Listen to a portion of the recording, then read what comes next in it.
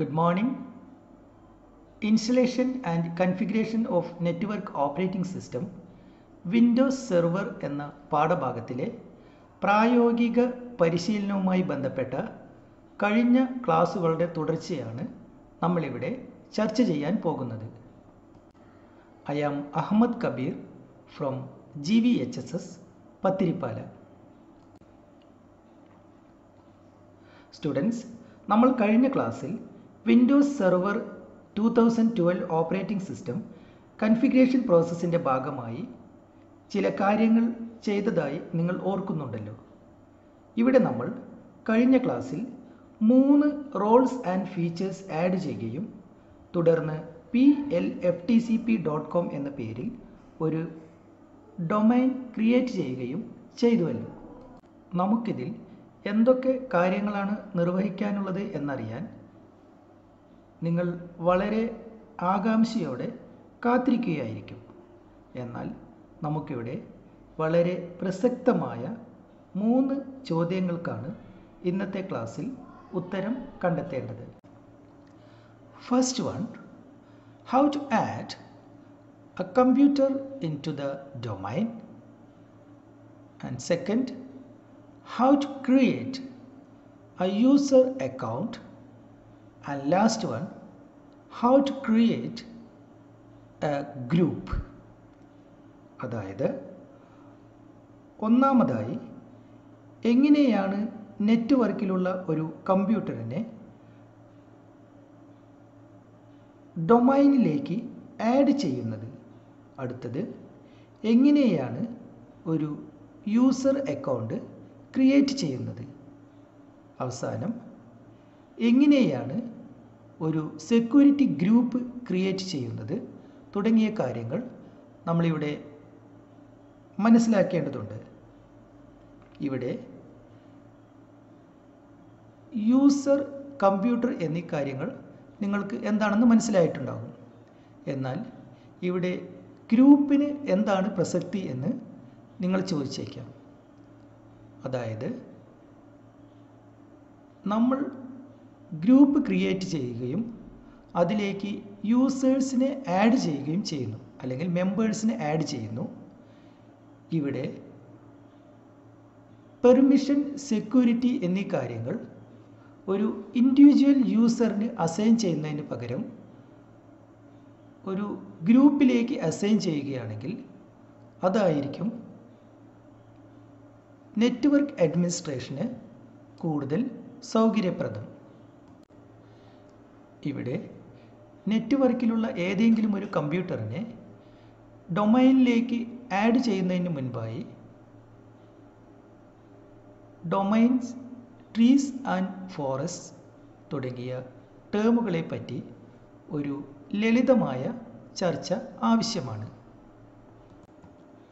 Domain ഒരേ active directory database share ചെയ്യുന്ന network ഒബ്ജക്റ്റുകളുടെ, ഉദാഹരണത്തിന് കമ്പ്യൂട്ടേഴ്സ്, യൂസേഴ്സ്, ഡിവൈസസ് എന്നിവയുടെ ലോജിക്കൽ ഗ്രൂപ്പിനെയാണ് ഡൊമൈൻ എന്ന് പറയുന്നത്. ഒരു എക്സിസ്റ്റിംഗ് ട്രീയിലേക്ക് ഒരു ഡൊമൈനെ ആഡ് ചെയ്യുകയാണെങ്കിൽ ആഡ് ചെയ്യപ്പെടുന്ന ഡൊമൈനെ ചൈൽഡ് ഡൊമൈൻ എന്നും എക്സിസ്റ്റിംഗ് ഡൊമൈനെ പാരന്റ് ഡൊമൈൻ എന്നും പറയുന്നു. ട്രീ ഒരു ആക്റ്റീവ് ഡയറക്ടറിയിലുള്ള കളക്ഷൻ ഓഫ് ഡൊമൈൻസിനെയാണ് ട്രീ എന്ന് വിളിക്കുന്നത്. പൊതുവായിട്ടുള്ള global catalogue, directory schema, logical structure, directory configuration തുടങ്ങിയവ ഷെയർ ചെയ്യുന്ന കളക്ഷൻ ഓഫ് ട്രീസിനെയാണ് നമ്മൾ ഫോറസ്റ്റ് എന്ന് വിളിക്കുന്നത്. ഒരു ഡൊമൈനിലേക്ക് മറ്റൊരു ഡൊമൈനെയോ അല്ലെങ്കിൽ ഒരു ട്രീയിലേക്ക് മറ്റൊരു ട്രീയെയോ ആഡ് ചെയ്യപ്പെടുമ്പോൾ അവിടെ ഒരു ലോജിക്കൽ ലിങ്ക് ക്രിയേറ്റ് ചെയ്യപ്പെടുന്നു. ഇതിനെ നമ്മൾ ട്രസ്റ്റ് എന്ന് വിളിക്കുന്നു.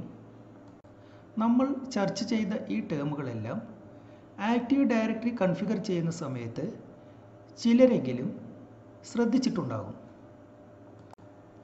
അടുത്തതായി ഡൊമൈൻ, ട്രീ, ഫോറസ്റ്റ് എന്നിവയെല്ലാം എങ്ങനെയാണ് ആക്റ്റീവ് ഡയറക്ടറിയിൽ ലിങ്ക് ചെയ്തിരിക്കുന്നത് എന്ന് ഈ ഡയഗ്രാം നമുക്ക് കാണിച്ചു തരുന്നു.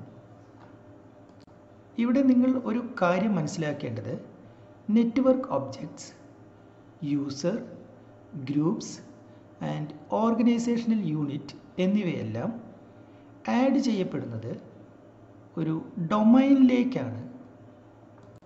ഇതിൻ്റെ കൂടുതൽ വിശദീകരണത്തിലേക്കൊന്നും ഞാനിപ്പോൾ കടക്കുന്നില്ല. സ്റ്റുഡൻസ്, നമ്മൾ കഴിഞ്ഞ ക്ലാസ്സിൽ ഏതാനും കൺഫിഗറേഷൻ പ്രോസസ്സ് പൂർത്തിയാക്കുകയും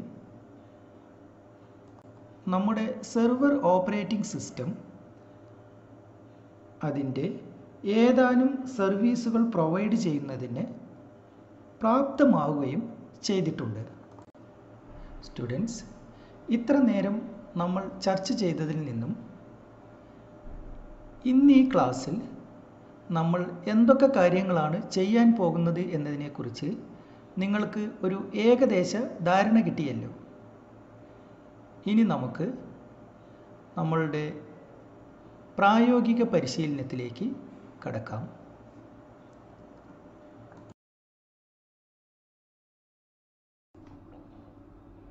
ഡിയർ സ്റ്റുഡൻസ്, കഴിഞ്ഞ ക്ലാസ്സുകളിലായി നമ്മൾ നേരത്തെ ഇൻസ്റ്റാൾ ചെയ്തു വെച്ച വിൻഡോസ് സെർവർ ഓപ്പറേറ്റിംഗ് സിസ്റ്റത്തിൻ്റെ ഡെസ്ക്ടോപ്പ് വിൻഡോയാണ് ഇവിടെ കാണുന്നത്.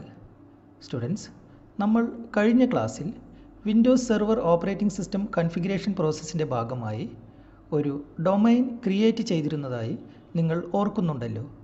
ഇതിന് plftcp.com എന്ന പേരാണ് നൽകിയിരുന്നത്. ഇതിലേക്ക് നമ്മുടെ നെറ്റ്വർക്കിലുള്ള ക്ലയൻറ്റ് സിസ്റ്റം ആഡ് ചെയ്യുന്നതിന് മുൻപായി സെർവറിൻ്റെയും ഒപ്പം ക്ലയൻറ്റിൻ്റെയും IP അഡ്രസ്സ് കൺഫിഗർ ചെയ്യേണ്ടതുണ്ട്. ഇതിനായി ഞാൻ സെർച്ച് ഓപ്പൺ ചെയ്ത് അതിലേക്ക് CMD എന്ന് ടൈപ്പ് ചെയ്യുമ്പോൾ കമാൻഡ് പ്രോംപ്റ്റ് ഓപ്പൺ ആകുന്നു. ഇതിൽ ipconfig എന്ന കമാൻഡ് ടൈപ്പ് ചെയ്ത് എൻ്റർ ചെയ്ത് കഴിഞ്ഞാൽ നമുക്ക് നിലവിലുള്ള IP അഡ്രസ്സിൻ്റെ ഡീറ്റെയിൽസ് ലഭിക്കുന്നതാണ്.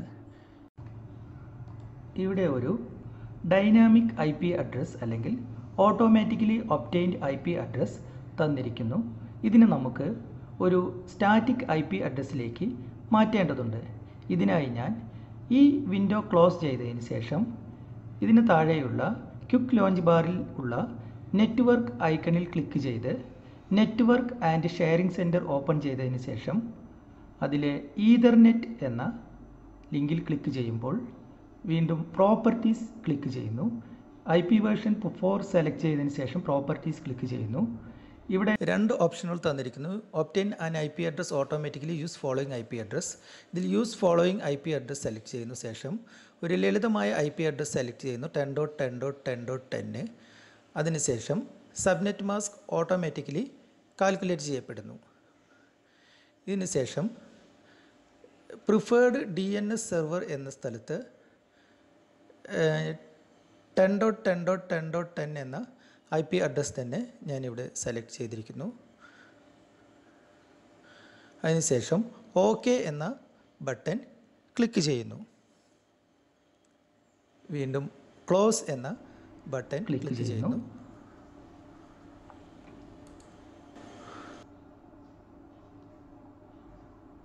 അതിനുശേഷം നമ്മൾ വീണ്ടും കമാൻഡ് പ്രോംപ്റ്റ് ഓപ്പൺ ചെയ്ത് നമ്മൾ ഇതിൻ്റെ സ്റ്റാറ്റിക് IP അഡ്രസ് സെറ്റ് ചെയ്യപ്പെട്ടിട്ടുണ്ടോ എന്ന് നോക്കാം. ഇവിടെ ഞാൻ ipconfig എന്ന് ടൈപ്പ് ചെയ്തതിന് ശേഷം എൻ്റർ പ്രസ് ചെയ്യുന്നു. അപ്പോൾ നമ്മളുടെ സ്റ്റാറ്റിക് IP അഡ്രസ്സും സബ്നെറ്റ് മാസ്കും ഇവിടെ കാണിക്കുന്നു. ഇതിന് ശേഷം ഞാൻ ഈ വിൻഡോ ക്ലോസ് ചെയ്തതിന് ശേഷം നമുക്ക് ക്ലയൻറ്റ് സിസ്റ്റത്തിലെ IP അഡ്രസ് കൺഫിഗർ ചെയ്യേണ്ടതുണ്ട്.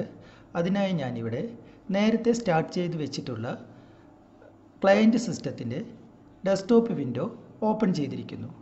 ഞാനിവിടെ ക്ലയൻറ്റ് സിസ്റ്റത്തിൽ ഉപയോഗിച്ചിരിക്കുന്നത് വിൻഡോസ് 7 പ്രൊഫഷണൽ ഓപ്പറേറ്റിംഗ് സിസ്റ്റമാണ്.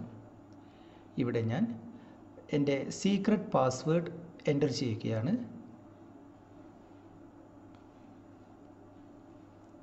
അതിനുശേഷം ഇതിൻ്റെ ഡെസ്ക്ടോപ്പ് വിൻഡോ ഓപ്പൺ ആയി കഴിഞ്ഞാൽ ഞാൻ ഇതിൽ നേരത്തെ ചെയ്ത അതേ പ്രോസസ്സ് തന്നെ വീണ്ടും ആവർത്തിക്കുന്നു. ഇവിടെ കമാൻഡ് പ്രോംപ്റ്റ് ഓപ്പൺ ചെയ്യുന്നു. അതിനുവേണ്ടി സെർച്ചിൽ CMD എന്ന് ടൈപ്പ് ചെയ്യുന്നു. കമാൻഡ് പ്രോംപ്റ്റ് ഓപ്പൺ ചെയ്താൽ ipconfig എന്ന കമാൻഡ് ടൈപ്പ് ചെയ്യുന്നു. എൻ്റർ. ഇവിടെ ഒരു ഓട്ടോമാറ്റിക്കലി ഒബ്റ്റൈൻഡ് IP അഡ്രസ് അല്ലെങ്കിൽ ഡൈനാമിക് IP അഡ്രസ്സാണ് നിലവിലുള്ളത്. ഇതിനെ നമുക്ക് മാറ്റുന്നതിനായി കമ്പ്യൂട്ടറിൽ ക്ലിക്ക് ചെയ്യുമ്പോൾ നെറ്റ്വർക്കിലുള്ള റൈറ്റ് ക്ലിക്ക് ചെയ്യുമ്പോൾ properties change adapter settings click ചെയ്താൽ ലോക്കൽ ഏരിയ കണക്ഷൻ വീണ്ടും right click properties select IP version four properties. ഇവിടെ obtain an IP address automatically എന്നും use the following IP address എന്നും രണ്ട് ഓപ്ഷനുണ്ട്. അതിൽ use the following IP address click ചെയ്തിരിക്കുന്നു. ഇവിടെ use the following IP address select ചെയ്തതിന് ശേഷം ഞാനൊരു ലളിതമായ IP അഡ്രസ് ടൈപ്പ് ചെയ്യുന്നു. 10.10.10.1. This is a class A IP address and calculate subnet mask automatically 255.0.0.0. ഇതിന് ശേഷം പ്രിഫേർഡ് DNS സെർവർ എന്ന സ്ഥലത്ത് 10.10.10.10 എന്ന് തന്നെ ടൈപ്പ് ചെയ്യുന്നു. ഇത് സെർവറിൻ്റെ IP അഡ്രസ്സാണ്. ഇത് നിങ്ങൾ പ്രത്യേകം ശ്രദ്ധിക്കേണ്ടതാണ്. അതിനുശേഷം OK എന്ന ബട്ടൺ ക്ലിക്ക് ചെയ്യുന്നു. പിന്നെ നിങ്ങൾ ഇവിടെ IP അഡ്രസ് കൺഫിഗർ ചെയ്യുമ്പോൾ ശ്രദ്ധിക്കേണ്ട മറ്റൊരു കാര്യം, നിങ്ങൾ IP അഡ്രസ് വേർഷൻ 6 നിർബന്ധമായും ഡിസേബിൾ ചെയ്തിട്ടുണ്ടായിരിക്കണം. അതിനുശേഷം ഞാനിവിടെ സിസ്റ്റം റീസ്റ്റാർട്ട് ചെയ്യുകയാണ്.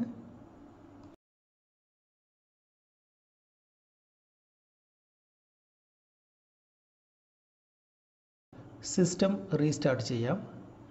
സിസ്റ്റം റീസ്റ്റാർട്ട് ചെയ്ത് കഴിഞ്ഞാൽ നമുക്കിവിടെ ഈ ക്ലയൻറ്റ് സിസ്റ്റത്തിനെ നമ്മളുടെ ഡൊമൈനിലേക്ക് ആഡ് ചെയ്യേണ്ടതുണ്ട്. അതിനായി ഞാനിവിടെ എൻ്റെ സീക്രട്ട് പാസ്വേഡ് എൻ്റർ ചെയ്തതിന് ശേഷം ഇതിൻ്റെ ഡെസ്ക്ടോപ്പ് ഓപ്പൺ ചെയ്യുന്നു. തുടർന്ന് എങ്ങനെയാണ് നമുക്ക് ഈ ക്ലയൻറ്റ് സിസ്റ്റത്തെ ഡൊമൈനിലേക്ക് ആഡ് ചെയ്യുന്നതെന്ന് പരിശോധിക്കാം. ഇവിടെ ആദ്യം കമ്പ്യൂട്ടറിൽ റൈറ്റ് ക്ലിക്ക് ചെയ്ത് പ്രോപ്പർട്ടീസ് എടുത്തു കഴിഞ്ഞാൽ ഇവിടെ നമുക്ക് ഈ സിസ്റ്റത്തിൻ്റെ പ്രോപ്പർട്ടി ലഭ്യമായിരിക്കുന്നു. അതിൽ ചേഞ്ച് സെറ്റിംഗ്സ് ക്ലിക്ക് ചെയ്യുമ്പോൾ ഒരു വിൻഡോ ഓപ്പൺ ആകുന്നു, സിസ്റ്റം പ്രോപ്പർട്ടീസ് എന്ന വിൻഡോ. അതിൽ ചേഞ്ച് എന്ന് ക്ലിക്ക് ചെയ്താൽ അതിൽ കൊടുത്തിട്ടുള്ള കമ്പ്യൂട്ടർ നെയിമിനെ നമുക്ക് ഒരു ലളിതമായ പേരിലേക്ക് മാറ്റാം. ഇവിടെ ഞാൻ VMPC1 എന്ന കമ്പ്യൂട്ടർ നെയിം സെലക്ട് ചെയ്തിരിക്കുന്നു. അതിനുശേഷം ഡൊമൈൻ എന്ന റേഡിയോ ബട്ടൺ ക്ലിക്ക് ചെയ്താൽ നമുക്ക് നമ്മളുടെ ഡൊമൈൻ നെയിമായ plftcp.com എന്ന നെയിം ഞാനിവിടെ എൻ്റർ ചെയ്യുന്നു. തുടർന്ന് OK എന്ന ബട്ടണിൽ ക്ലിക്ക് ചെയ്യാം. ഇവിടെ OK എന്ന ബട്ടണിൽ ക്ലിക്ക് ചെയ്ത് കഴിയുമ്പോൾ ഡൊമൈൻ യൂസർ നെയിമും പാസ്വേഡും ചോദിക്കുന്നു. ഇവിടെ നമ്മളുടെ അഡ്മിനിസ്ട്രേറ്റീവ് പാസ്വേഡാണ്, സെർവർ സിസ്റ്റത്തിൻ്റെ അഡ്മിനിസ്ട്രേറ്റീവ് പാസ്വേഡാണ്. യൂസർ ID-യും ഉപയോഗിക്കേണ്ടതുണ്ട്. അതിനായി ഞാൻ അഡ്മിനിസ്ട്രേറ്റർ യൂസർ ID-യും അതിൻ്റെ സീക്രട്ട് പാസ്വേഡും ഇവിടെ എൻ്റർ ചെയ്യുന്നു. തുടർന്ന് OK എന്ന ബട്ടണിൽ ക്ലിക്ക് ചെയ്യുമ്പോൾ വീണ്ടും ഒരു വിൻഡോ ഓപ്പൺ ആകുന്നു. Computer name or domain name changes എന്നും വെൽക്കം ടു plftcp.com ഡൊമൈൻ എന്ന ഒരു മെസ്സേജ് നമ്മൾക്ക് കിട്ടുന്നു. തുടർന്ന് ചില പ്രോസസ്സുകൾ നടക്കുന്നു.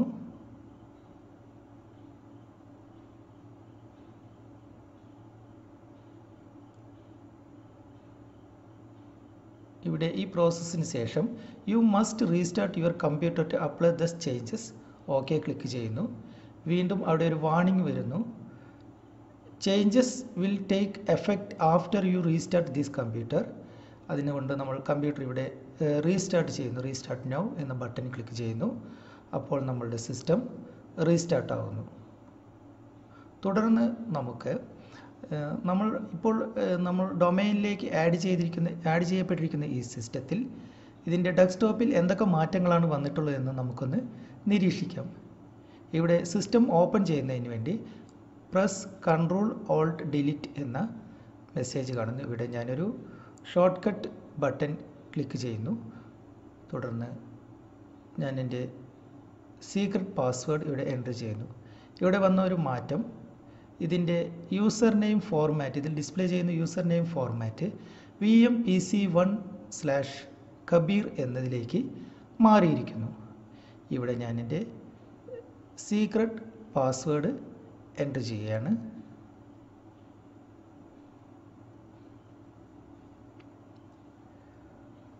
തുടർന്ന് ഇവിടെ നമ്മളുടെ ഡെസ്ക്ടോപ്പ് വിൻഡോ ലഭ്യമാകുന്നു.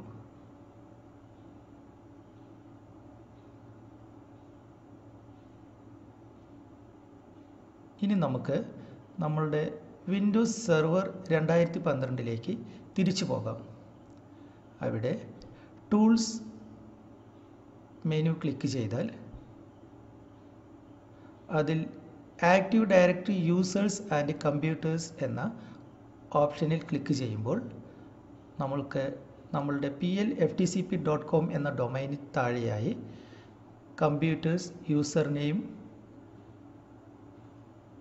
തുടങ്ങിയവ ഡിസ്പ്ലേ ചെയ്യുന്നു. അതിൽ കമ്പ്യൂട്ടേഴ്സിൽ നമ്മളുടെ കമ്പ്യൂട്ടർ ലിസ്റ്റ് ചെയ്യപ്പെട്ടിരിക്കുന്നു. VMPC1 എന്ന കമ്പ്യൂട്ടർ ലിസ്റ്റ് ചെയ്യപ്പെട്ടിരിക്കുന്നു. ഇനി നമുക്ക് ഇവിടെ ഒരു യൂസർ അക്കൗണ്ട് ക്രിയേറ്റ് ചെയ്യേണ്ടതുണ്ട്. അതിനായി ഞാൻ യൂസർ എന്ന ബട്ടണിൽ ക്ലിക്ക് ചെയ്യുന്നു. തുടർന്ന് അതിന് താഴെ തന്നിരിക്കുന്ന ന്യൂ എന്ന ബട്ടണിൽ ക്ലിക്ക് ചെയ്യുമ്പോൾ കമ്പ്യൂട്ടർ, ഗ്രൂപ്പ്, യൂസർ തുടങ്ങിയവ ലിസ്റ്റ് ചെയ്തിരിക്കുന്നു. ഇതിൽ ഞാൻ യൂസർ എന്ന ബട്ടണിൽ ക്ലിക്ക് ചെയ്യുമ്പോൾ യൂസർ ഒബ്ജക്റ്റ് ക്രിയേറ്റ് ചെയ്യാനുള്ള വിൻഡോ ഓപ്പൺ ആയിരിക്കുന്നു. ഇവിടെ ഞാൻ ഒരു പേര് കൊടുക്കുന്നു. ഇവിടെ ഞാൻ സ്റ്റുഡൻറ്റ് എ എന്ന പേരാണ് സെലക്ട് ചെയ്തിരിക്കുന്നത്. First letter is capital because this is a name.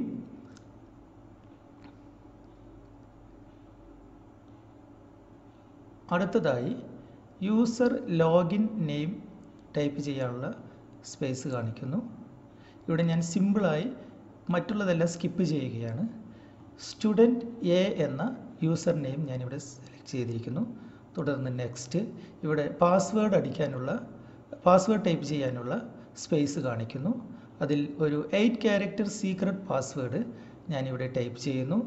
User must change password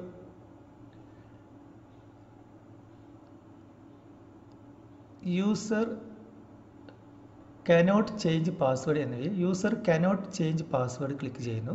പക്ഷേ ഇവിടെ വർക്കാവുന്നില്ല, കാരണം കൺഫേം പാസ്വേഡ് ഞാനിവിടെ കൊടുത്തിട്ടില്ല. വീണ്ടും ഞാനിവിടെ ഒരു 8 ക്യാരക്ടർ പാസ്വേഡ് എൻ്റർ ചെയ്യുന്നു. അതിനുശേഷം അതേ പാസ്വേഡ് തന്നെ കൺഫേം പാസ്വേഡിൽ എൻ്റർ ചെയ്യുന്നു. ഇവിടെ യൂസർ കനോട്ട് ചേഞ്ച് പാസ്വേഡ് ഞാൻ സെലക്ട് ചെയ്ത് നെക്സ്റ്റ് അടിക്കുന്നു. തുടർന്ന് ഇവിടെ ഫിനിഷ് കൊടുക്കുമ്പോൾ ആ യൂസർ അക്കൗണ്ട് അവിടെ ക്രിയേറ്റ് ആയിരിക്കുന്നു. വീണ്ടും ഞാനൊരു പുതിയ യൂസറിനെ കൂടി ഇവിടെ ക്രിയേറ്റ് ചെയ്യുകയാണ്. ന്യൂ യൂസർ എൻ്റർ ചെയ്യുക. യൂസറിന് ക്രിയേറ്റ് ചെയ്യാനുള്ള വിൻഡോ ഓപ്പൺ ആയിരിക്കുന്നു. ഇവിടെ ഞാൻ ടീച്ചർ എന്ന മറ്റൊരു യൂസറിനെ, ടീച്ചർ എ എന്ന മറ്റൊരു യൂസറിനെ ഇവിടെ ക്രിയേറ്റ് ചെയ്തിരിക്കുന്നു. ഇവിടെ യൂസർ നെയിമായി അതേ പേര് തന്നെ സ്മോൾ ലെറ്ററിൽ ടൈപ്പ് ചെയ്യുന്നു. തുടർന്ന് നെക്സ്റ്റ് ക്ലിക്ക് ചെയ്യുന്നു. പാസ്വേഡ് ഒരു 8 ക്യാരക്ടർ സീക്രട്ട് പാസ്വേഡ് ഞാനിവിടെ എൻ്റർ ചെയ്യുന്നു. തുടർന്ന് വീണ്ടും കൺഫർമേഷനായി വീണ്ടും അതേ പാസ്വേഡ് തന്നെ ഇവിടെ എൻ്റർ ചെയ്യുന്നു. User must change password at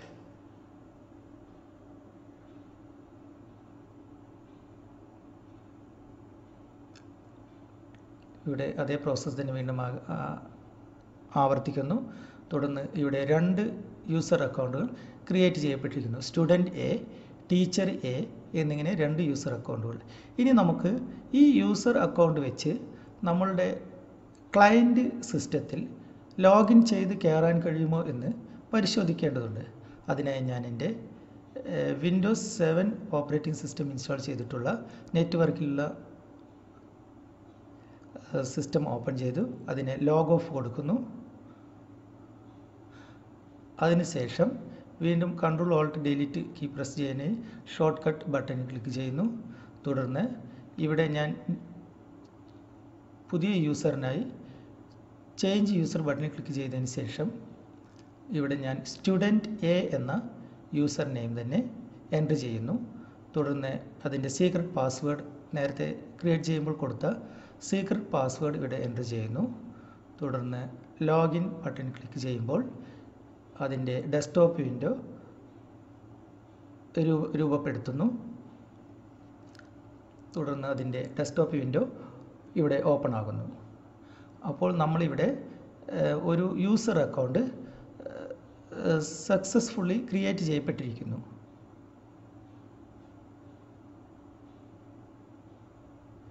ഇത് ആ യൂസർ അക്കൗണ്ടിൻ്റെ ഡെസ്ക്ടോപ്പ് വിൻഡോയാണ്. ഇനി അടുത്തത് വീണ്ടും നമ്മൾ ഇതിനെ വീണ്ടും ലോഗ് ഓഫ് ചെയ്യുന്നു.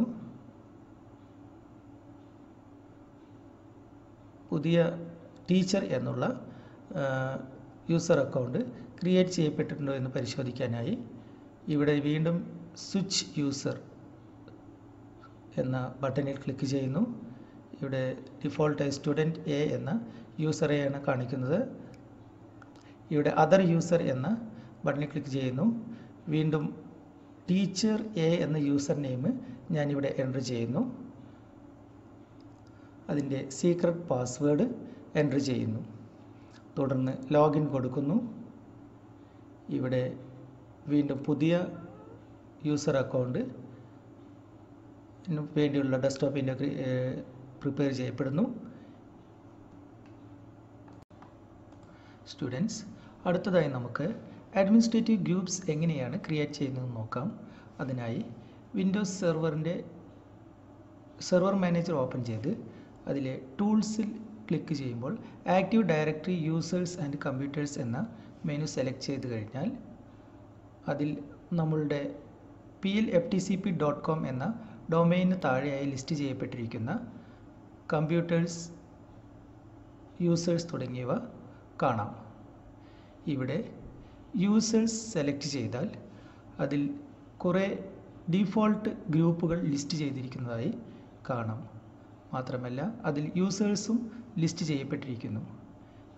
ഇതിൽ യൂസേഴ്സ് എന്ന ബട്ടണിൽ ക്ലിക്ക് ചെയ്യുമ്പോൾ അതിൽ ന്യൂ എന്ന് ക്ലിക്ക് ചെയ്താൽ അതിൽ ഗ്രൂപ്പ് കാണുന്നു. ഗ്രൂപ്പ് ക്ലിക്ക് ചെയ്യുമ്പോൾ അതിൽ പുതിയ ഗ്രൂപ്പ് ക്രിയേറ്റ് ചെയ്യുന്നതിനുള്ള വിൻഡോ ഓപ്പൺ ആകുന്നു.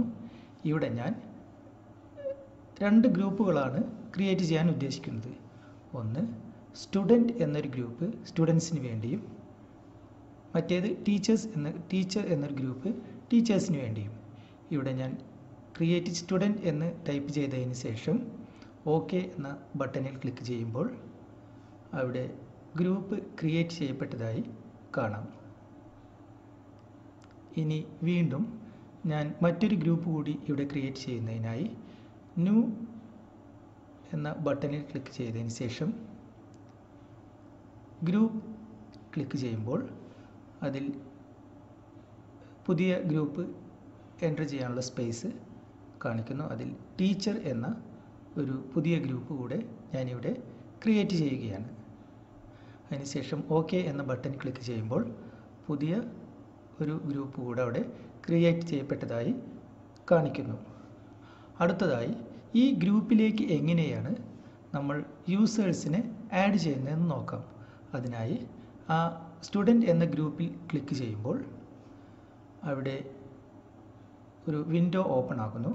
അതിൽ മെമ്പർ എന്ന ബട്ടണിൽ ക്ലിക്ക് ചെയ്യുമ്പോൾ മെമ്പറിനെ ആഡ് ചെയ്യാനുള്ള സ്പേസ് ലഭിക്കുന്നു. അതിൽ ആഡ് എന്ന ബട്ടൺ ക്ലിക്ക് ചെയ്യുമ്പോൾ അവിടെ ഒരു സ്പേസ് ലഭ്യമാകുന്നു.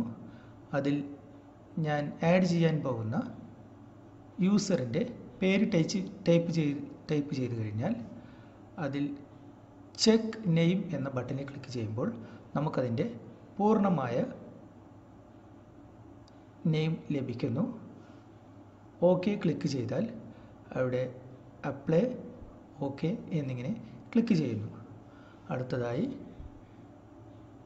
സ്റ്റുഡൻറ്റ് എന്ന ഗ്രൂപ്പ് ഓപ്പൺ ചെയ്താൽ അതിൽ സ്റ്റുഡൻറ്റിനെ കാണിക്കുന്നു. അടുത്തത് വീണ്ടും ടീച്ചർ എന്ന ഗ്രൂപ്പ് ഓപ്പൺ ചെയ്തു, മെമ്പർ ക്ലിക്ക് ചെയ്തു, വീണ്ടും ആഡ് ക്ലിക്ക് ചെയ്തു. തുടർന്ന് അതിൽ ഞാൻ ടീച്ചർ എന്ന പേരടിച്ച് കൊടുക്കുമ്പോൾ വീണ്ടും ചെക്ക് നെയിം ക്ലിക്ക് ചെയ്യുമ്പോൾ അതിൻ്റെ പൂർണ്ണമായ യൂസർ നെയിം കാണിക്കുന്നു.